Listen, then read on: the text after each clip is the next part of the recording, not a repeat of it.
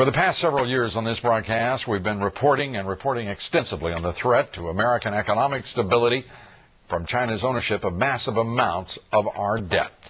Tonight, there are more bellicose threats from communist China as China faces rising pressure to become a world fair trading partner.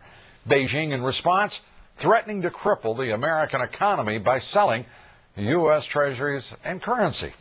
Japan still holds the most U.S. Treasury bonds, some $615 billion worth. But as Christine Romans reports, China is accumulating bonds faster than any other nation, now holding more than $407 billion. The president with his top economic advisors at the Treasury Department playing up the U.S. economy, even as his Treasury Secretary played down a monetary threat from communist China. That threat to dump U.S. treasuries. Keep up the pressure on China to reform, and a party official in the China Daily writes, quote, the Chinese central bank will be forced to sell U.S. dollars, which might lead to a mass depreciation of the U.S. dollar. The UK Telegraph notes another leader recently called U.S. reserves a, quote, bargaining chip. Dollar sales, their nuclear option. The Chinese do hold very significant leverage over the U.S. economy because they hold so much U.S. debt. And by holding that U.S. debt, they subsidize American consumption and help keep our living standards artificially high. At the same time, China desperately needs the United States to serve as a market for its manufactured goods.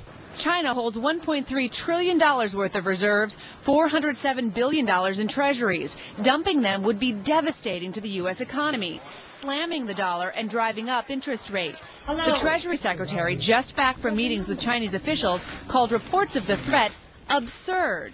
But what is worrying is there's no way to know how far China would go. We're not talking with a rational capitalist society per se. I mean, this is a unique hybrid, so we're not quite sure how decisions are being made. Could they go in and do something like this?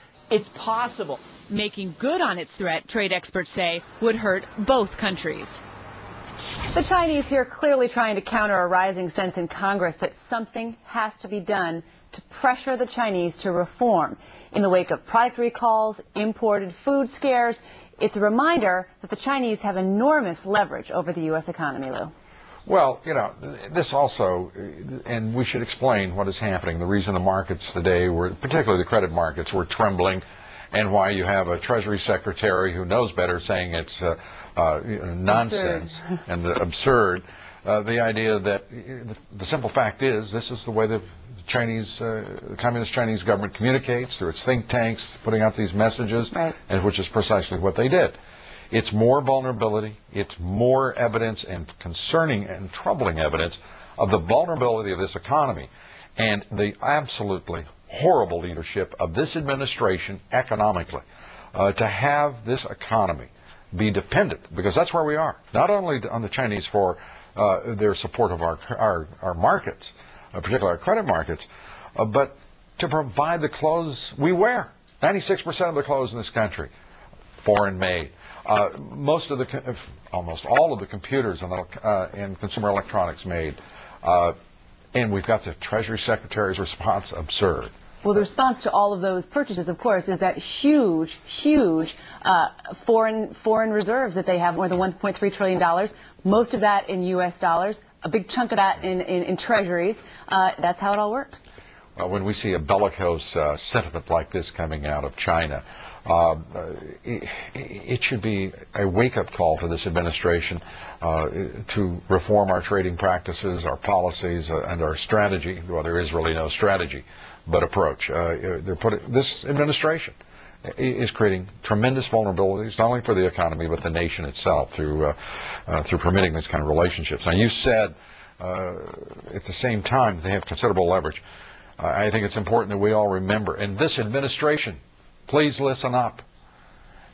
The Chinese government is also codependent in this relationship and have great need for all of the capital, approaching $300 billion a year through our deficit that they are using to build up their military and everything else. Also, those 300 million people who are unemployed in China might have some negative reaction if we were to curtail significantly our or purchase of those Chinese manufactured goods. The administration downplaying all of this today, Lou. Downplaying This administration downplays reality as a matter of routine course, day in and day out. Why should this subject be any different? I can say that. You can't. That's right. I did it. And you didn't. And we thank you very much for that You're report, welcome. Christine Romans.